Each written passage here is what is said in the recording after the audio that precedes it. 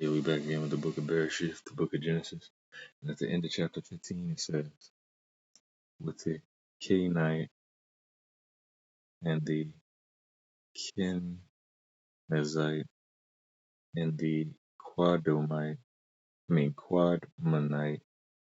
and the Hittite and the Pizarite and the Rephaim and the Amorite and the Canaanite and the Girgashite and the Yebushite. And Sarah, Abraham's wife, had borne no child, and she had a Mitzrite female servant, whose name was Hagar. And Sarah said to Abraham, see, Yahuah has kept me from bearing children. Please go into my female servant. It might be that I am built up by her. And Abraham listened to the voice of Sarah. And Sarah, Abraham's wife, took Hagar, her female servant, the Mitzrite, and gave her to her husband, Abraham, to be his wife. After Abraham had dwelt 10 years in the land of Canaan, and he went into Hagar, and she conceived. And when she saw that she had conceived, her mistress was despised in her eyes. And Sarah said to Abraham, my wrong be upon you. I gave my female servant into your bosom. And when she saw that she had conceived, I was despised in her eyes.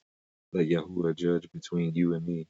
And Abraham said to Sarah, see, your female servant is in your hand. Do to her what is good in your eyes. And Sarah treated her harshly, and she fled from her presence. And the messenger of Yahuah found her by a spring of water in the wilderness, by the spring on the way to Shur. And he said, Hagar, Sarah's female servant, where have you gone?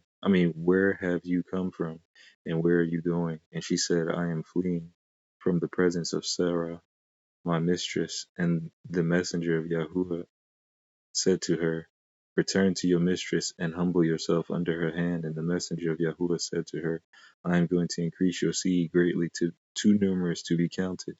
And the messenger of Yahuah said to her, see, you are conceiving and bearing a son, and shall call his name Yishmael, because Yahuah has heard your affliction, and he is to be a wild man.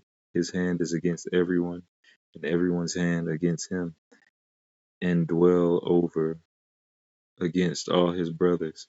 And she called the name of Yahuah who spoke to her, you are the El who sees, for she said, even here have I seen after him who sees me. That is why the well was called Bir Lahai Roi. So it is between Kadesh and Bered. And Hagar bore Abram a son, and Abram called the name of his son, whom Hagar bore, Yishmael. And Abram was 86 years old when Hagar bore Yishmael to Abram. Hey, hallelujah, Yahuah for this. I hope that y'all have a great day. Yo, all live in harmony later. Yo, hey.